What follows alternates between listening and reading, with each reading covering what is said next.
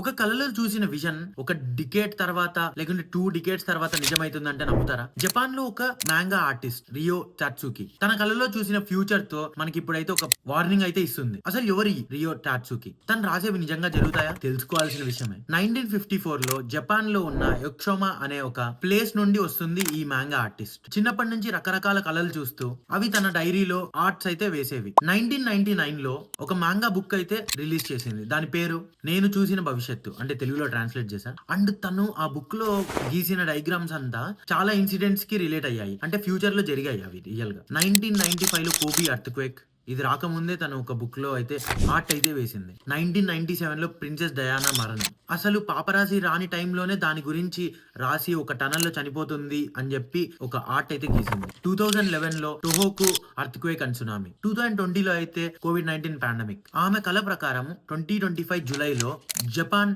Taiwan, Indonesia, Philippines, China, Guam, Palau, South Korea లాంటి countries ని ఈ డిజాస్టర్ హిట్ చేయొచ్చు. ఈసారి వచ్చే సునామీ అయితే 2011 లో వచ్చిన సునామీ కంటే 3 టైమ్స్ పెద్దగా ఎఫెక్ట్ చేస్తుంది అని చెప్పి చెప్తుంది. అది జరుగుతుందో లేదో తెలియాలంటే మనం ఫ్యూచర్ కోసం వెయిట్ చేయాలి. Manga is nothing but anime లాగా ఒక different art form, and Japan లో ఇది బాగా famous. I hope you guys like this video.